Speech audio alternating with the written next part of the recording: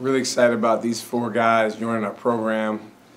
Today's always a special day because put a lot of time and effort and energy and passion into going after, what will be the future of Marquette basketball. It's not something we take lightly. As a staff, we really, try to adhere to the Marquette characteristics that we're looking for. At the same time, understanding that in recruiting, in a lot of ways, it's projecting what people are going to become, when they go from boys to men. But very excited about the four individuals that we're adding to our program today, the four families that they come from, and excited about their passion for relationships, growth, and victory. It seems like these guys all fit together. Like, you got the point guard, Nigel, and the shooter, Michael, and the versatile guy in Ian, and the bulldog defender in Adrien. What do you like most about the way they complement each other? Well, first of all, there's a compliment that they provide to our team, most importantly, and then also with each other. Anytime you bring in a class, you want them to fit with each other, but you also want them to fit the greater team. And you base that in a lot of ways off of who you're losing. In this day and age, those things are not as clear. Maybe a little bit more so, knock on wood, in our program than certain other programs. But we knew that Stevie, Job, Cam would be in their last year of eligibility. So we knew that, those three being perimeter players and Stevie and Cam being guards that have started here since their sophomore year, it was really important that we brought in guys that we felt like could help us in those spots, and I think we've definitely done that. What's the main factor that brought these guys here? Well, hopefully the main factor that brought them here was relationships, growth, and victory, because that's what we're about. I always tell guys in the recruiting process, this is the second most important decision you'll make in your life, so don't take it lightly. And we want to make a match. We're not just trying to stockpile good players, and on the player side, they're not just trying to, see how many offers they get. They're trying to find a place that's the best fit for them. We're trying to find young men that fit here, that can be in this room when we meet after a game, whether it's a thrilling win or a tough loss, and really come together with their teammates and coaches to move forward and get better. So we value relationships, growth, and victory, and we make that very clear and plain in the recruiting process. And that's another thing that I love about these four guys is they're all about those three core values. When Michael announced that he was coming here over the summer, it sort of felt, a little bit different than the other three in that it almost like came out of nowhere. Just what was the recruiting process like for him? I mean, he reclassed into 2025 as well. It was different. Yeah, every recruitment's different. Josh Clark signed 6 days after, we found out who he was. Then you got guys like Adrien and Nigel that, it's a long time coming. We spent a lot of time and put a lot of effort into those recruitments, building relationships. But, I've learned over the years there's not always a correlation between the amount of time and, the way the career ends up. I do think there's a correlation between the relationships that you work hard to build in the recruiting process and then where that relationship is when they get here. So in other words, with a guy like Josh or a guy like Caden, there was a relatively fast recruitment, and we had more work to do on the front end of their freshman year and their time to build relationships. With Michael Phillips, attends the same high school that Kean and Tijere attended. I think it's a testament to the experience that Kean had here for 2 years, even though he ended up transferring because he wanted to go somewhere where he could play larger minutes. There's a relationship in place there. He knows that we care about him. He knows that we value him as more than a player. So I think that helped us a lot because it was really the high school coach, Coach DeShannon Morris, that drove, the initial part of that recruitment. Both him calling us and saying, hey, this is a guy you really need to take a hard look at, and then him communicating with the Phillips family, particularly Mr. Phillips, who is on the coaching staff, Coach Phillips, that this would be the type of place they should take a hard look at, and that it might really, really align with the values of their family.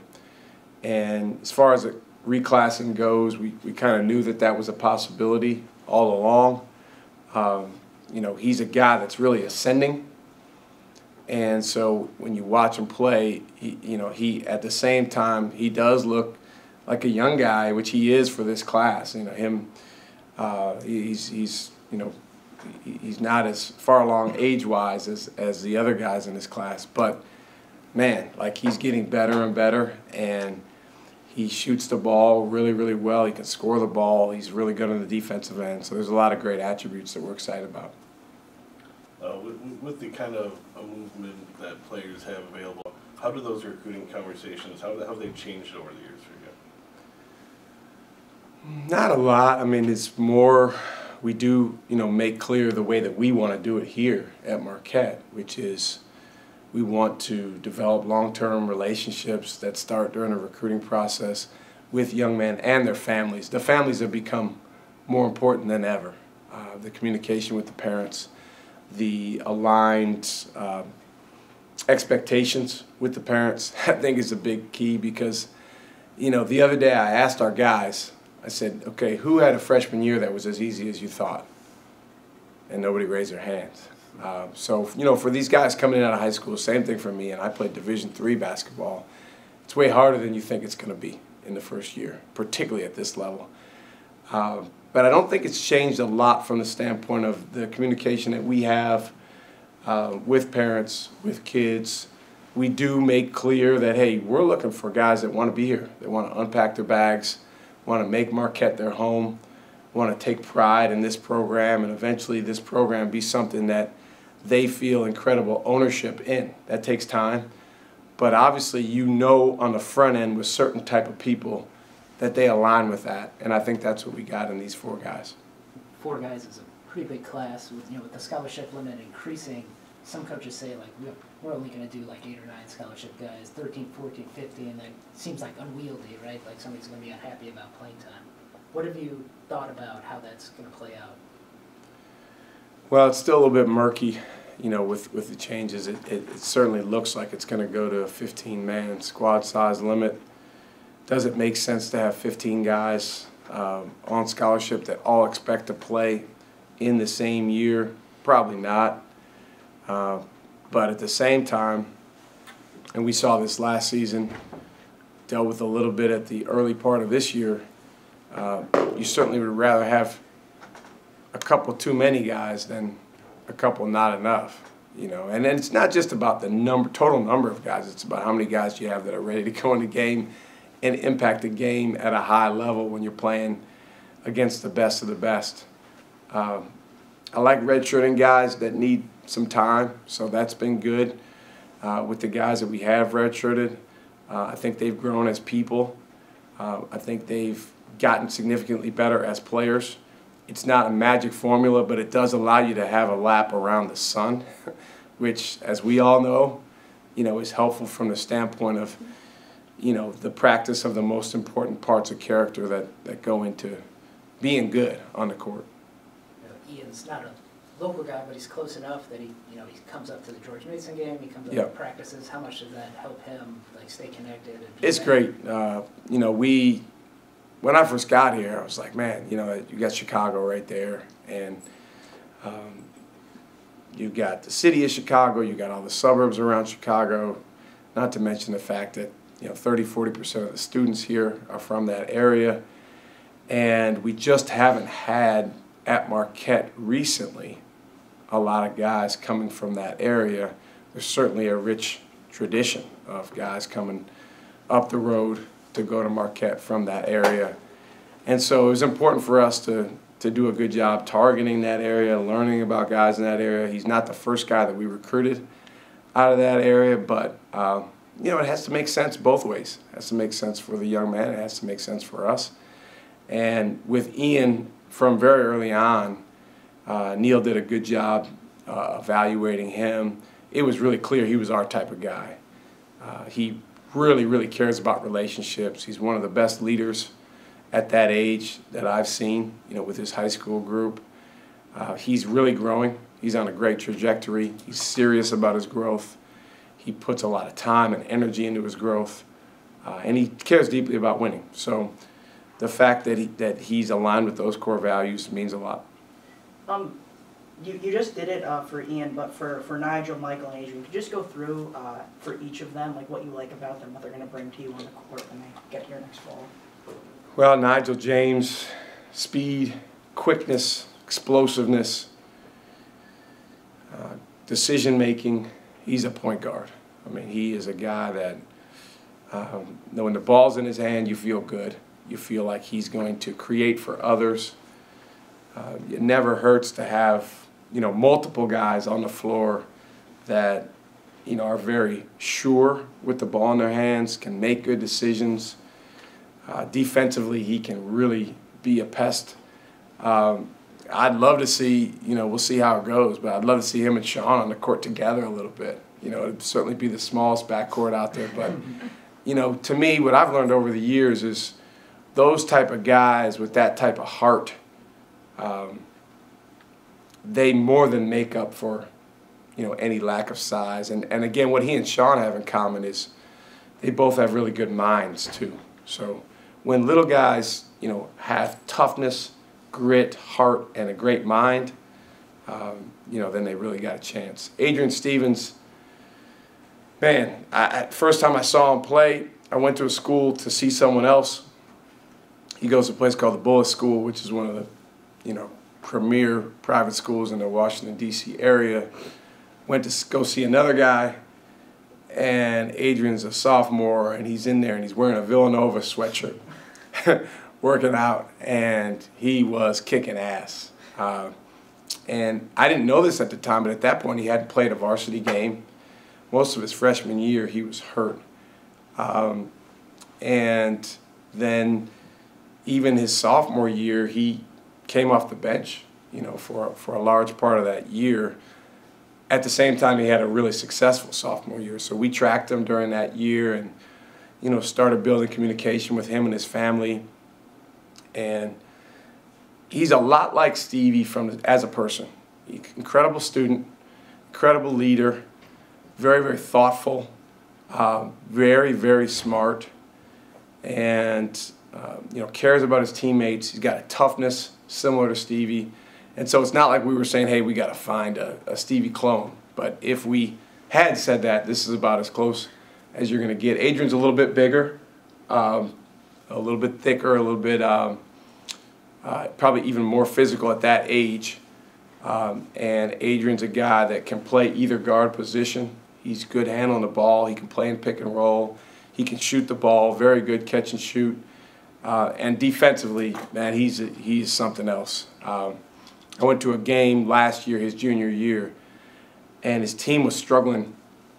They were behind for most of the game, and he just made up his mind as the fourth quarter began that he was going to change the trajectory of the game with his defense, and he did so. So really, really excited about the way that he'll fit with us on both ends of the floor. Michael Phillips can shoot it from deep, can rise up and he can come off of screens, off the ball, as well as, most any young guy that I've seen. He, has great length. He blocks a lot of shots. He likes playing defense, which is important. Also very, very smart in terms of just his IQ for the game. And he has he has a way of knowing when things are important and learning and locking in on those things. He was here on a visit, and one of the things we talk about is the post-game hugs between our guys after big wins. And these are powerful images inside of our program, because when a player and a player give each other a hug after a game, you can see there's a recognition that, hey, man, I couldn't have done this without you. You couldn't have done this without me. We went and did something really hard. Thank you. And it's true connection. So when the U.S. won the Olympics, there was this great picture of Steph Curry and Kevin Durant hugging, and I sent that picture to our guys and guys that we were recruiting, and I believe Michael was already committed at that time. And he wrote me right back. He said, yeah, that's the hug you're talking about. So he's paying attention, you know, and I know that seems like a little thing, but when you get here, you get a million things thrown at you, and the guys that are really locked in and pay attention, they get it quicker and they learn fast. When you're building this recruiting class or any recruiting class, do you go out with the thought we need the 4 best guys we can get? Or as you were just saying, do you constantly analyze your team throughout the years saying, we need a shooter, we need a point guard, we need a defender? Both. I mean, recruiting is way in advance. I mean, we were working on this class 2025, you know, well over a year ago. So you're looking at your team, you're looking at, okay, who's going to be graduating, who's going to be moving on. Again, in today's day and age of college basketball, you don't always know that for sure, maybe a little bit more so here if we can continue to do things the way we have. You know, you definitely want good play. It's hard to find guys that can play at this level. I mean, this is a high level, and particularly early on, their expectations a lot of times are going to be, well, I'm just going to come in there and play, and you realize that those type of guys are few and far between that can just hit the ground running. But you also want people that are on an upward trajectory. That's one thing I've learned over the years. It's hard to mess up someone's good trajectory, and it's hard to resurrect a trajectory that's stagnated. It really is. I coached a guy named Jackson Hayes one time, and he probably had the best trajectory I had ever seen. When we signed him, he had yet to start a high school game. By the time he got to us, he was first team All-State, led his team to a state championship. And by the time his freshman year was over, he was Big 12 Freshman of the Year and off to the NBA. And it was like, he was just like that. And, you know, we could sit there and say, well, we did these drills with him or we did this, but he was on a great trajectory. So we look at that as much as anything. Michael Phillips, for example, you know, his trajectory is real. I mean, it is, his future is bright, as are all 4 of these guys. But he's one that just kind of stands out because, you know, not a lot of people maybe knew who he was this time last year. But absolutely looking to fit needs as well, because when you do lose impactful guys like Stevie, Jop, Cam, you have to replace guys at those spots. That's it, thanks. Thanks for your time. Thank you, guys.